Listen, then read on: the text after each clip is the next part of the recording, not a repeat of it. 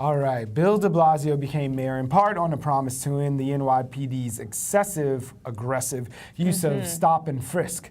Since his election and now, some say public defenders in an interview with Business Insider that stop and frisk arrests have largely been replaced with arrests for low-level crimes like fare beating, drinking on the street, public urination, and the like.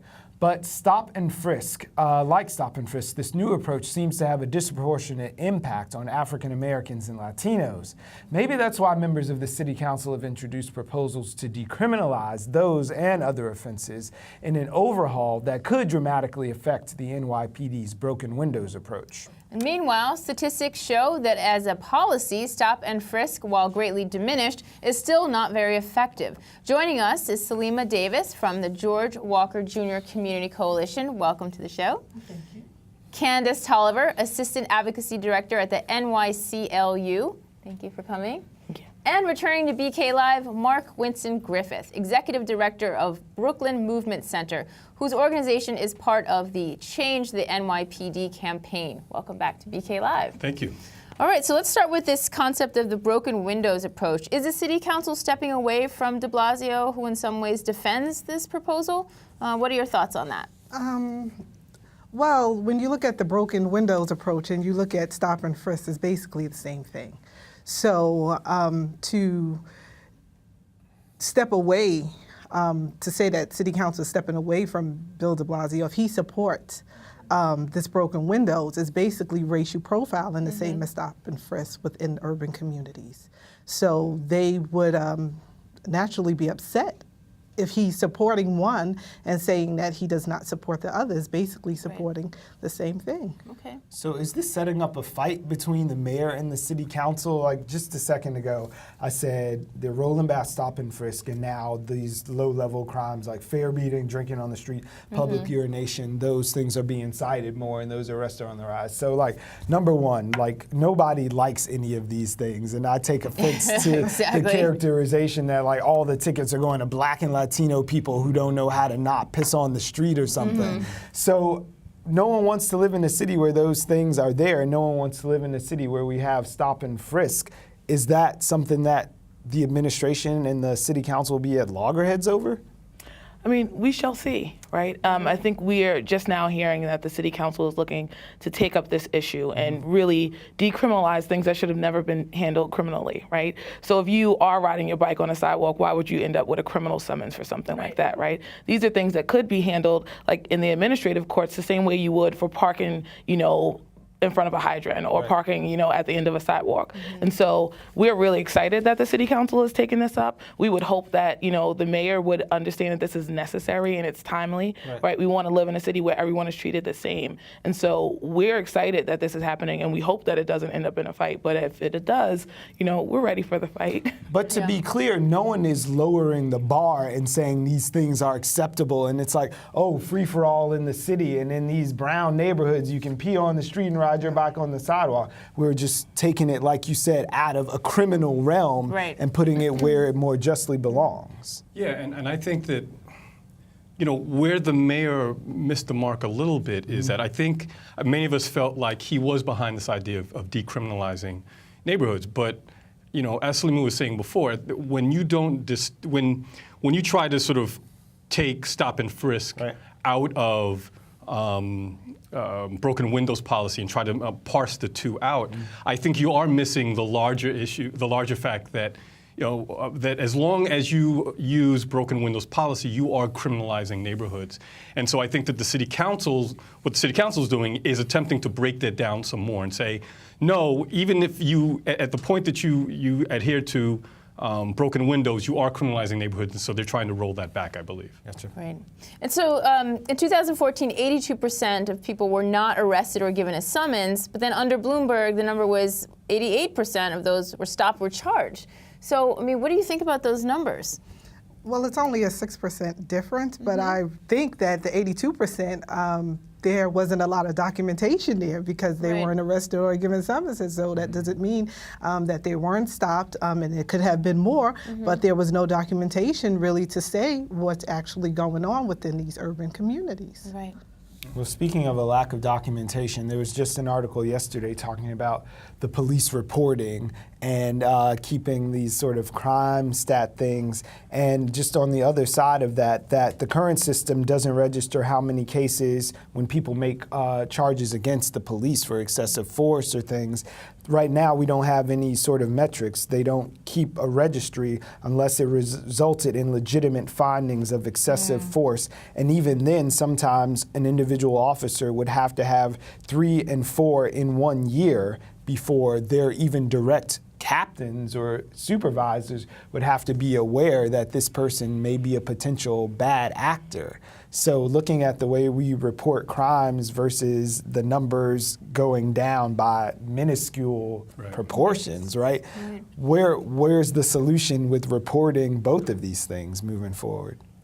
You know, the Civilian Complaint Review Board, and that's the place where we go and we make complaints if we feel like we've been treated wrongfully by an officer. For years, we've been sort of looking at that data, and every year after year, it's Black and brown people who are making complaints. And close to 50% of those complaints are about excessive force. So we know these things are happening. We see the pattern. We don't get a lot of information about, you know, when there's force from the police department. We get all of our data right now from the CCRB. It's not coming from the police department, but they have even more data around when their officers are recording using force. Even with stop and frisk and how they report out stop and frisk data, they talk about using force more often on Black and Latino people, right, from the NYPD's own data bank. And so it's important that this information is public and that people have access to it so that we can start to see the reforms and the changes that are really necessary to get us to the progress that we're looking for. And I think the other piece about sort of the numbers of stop and frisk and the success rate or, you know, efficacy rate, the problem is, yes, they are more accurate than they were under the Bloomberg administration of, you know, stopping someone for actual reasonable suspicion or suspicion of a crime, but it's still really bad. You know, if you got a 12 on a test before was failing, now that you get an 18, you're still failing, right? Yeah, definitely. So the city council wants to add 1,000 more cops. They've been fighting for this. How will adding 1,000 more officers bring these numbers up and down, and even to move away from numbers? Because, like, who cares? Right now, we've got a federal oversight guy, monitor, looking, giving sort of these everything I need to know I learned in kindergarten lessons, like don't be racist, to the new cadets that are coming out in June. Don't mock people. That's what mock their speech patterns. Right. So Like, how will adding basic stuff. 1,000 police to the street change those numbers? Well, I think that's a good question. And one of the things I think that our organization has been saying is that let's not talk about adding police. That is, if we want to talk about what makes for a safe neighborhood, let's start with that and see what it takes to get there. And you know, you can't talk about adding police until you address the culture of policing in the first place. And so all of our attempts, you know, the fact that we're part of Community United for Police Reform really is about changing it on all the different levels you've talked about, right? We've got something called Right to Know, which sort of kind of helps moderate police activity in an encounter. We're talking about changing reporting, for instance. So all of these things have to be done to change the institution. Because if you don't change the institution and you add more police, you're just exacerbating the problems. And all the things that so many advocates are complaining about right now are just going to be increased, you know, with the adding of more police. So there have been some talk about, you know, disarming NYPD. Do you think that would ever work in our fair city? I mean, cities all around the world, you know, police officers do not carry guns. Do you think that would ever?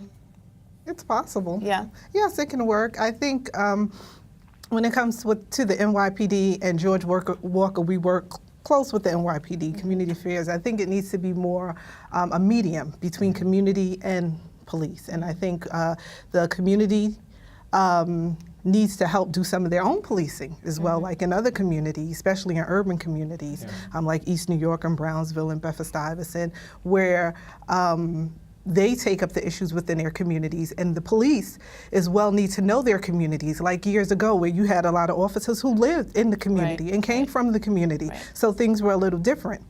I think if you have respect on both ends, they wouldn't have to carry guns. I think it's a choice by the NYPD and other police departments around the world because of not just the broken windows policy of, urban communities, but the broken windows policy of society. Right. So because the society is broken and have broken windows, who have set the foundation for the society, it spills over into communities and into other city agencies where they feel they have to go out there and mistreat people and treat people the way society has set the stage for these communities and these people to be treated. But no, I think there's respect on both ends of community, given the opportunity.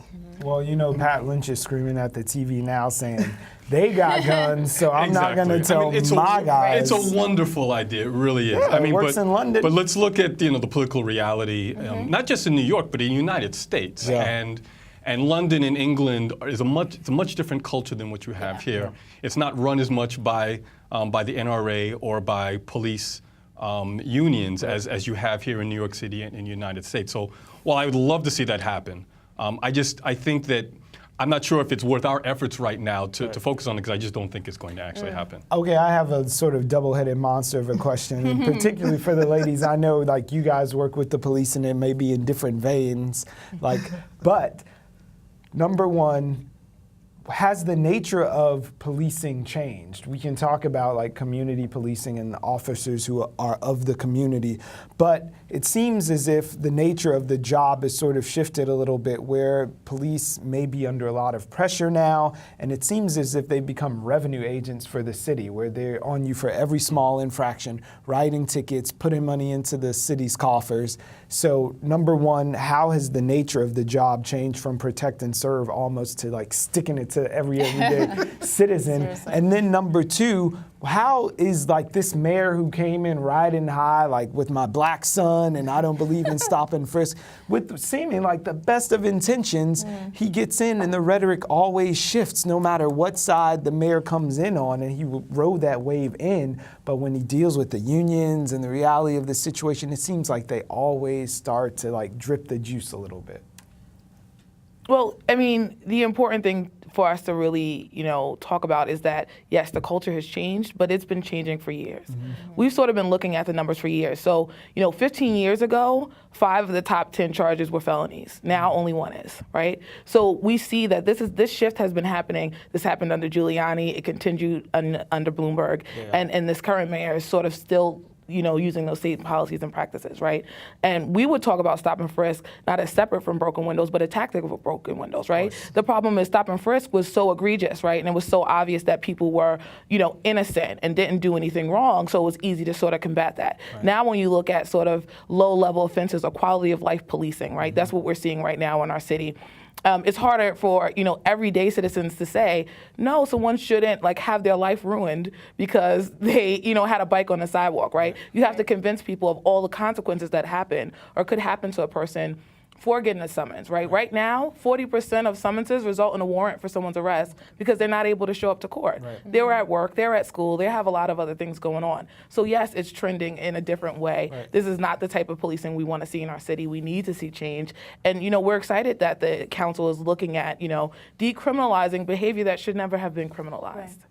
When we're sitting here, the same article yesterday, this one from the Daily News, that said in the last 5 fiscal years, 15,000 lawsuits filed against the NYPD have resulted in $202 million worth of jury verdicts and settlements. So that's $202 million that's been paid out from folks who said they've been abused by the police and won their cases. So if we compare that to the number of dollars we'd spend on 1,000 new police, and even in the money that comes from these little warrants and citations that people are spending, does that balance the scales or tell us, okay, this is where we should be focusing on retraining folks that's costing us $202 million going out of the door? Yes, I believe they really need to go in and retrain the NYPD and the everyday citizens. The $2 million that they're paying out is coming from our taxpayer. 202 million. That's even is coming out from our taxpayer dollar. So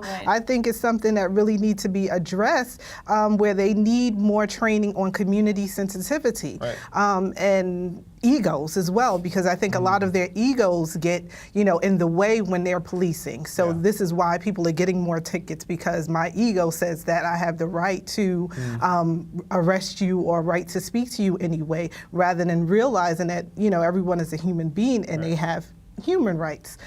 I think with that, they really need to look at that and say, do we want to spend all this money? Yeah. And it's not even the politicians, because it's the taxpayers' money. We have to say, do we want to give more money to an agency that's willing to police us and not do a good job at it? You can be coming home from work, hardworking taxpayer, and they stop and they frisk you because they have the right to, so I think that's something that really needs to be We literally have 1 minute left, and this is not a beat up the police segment, because we have phenomenal police in our community as well, who put their lives on the line every day and walk the line.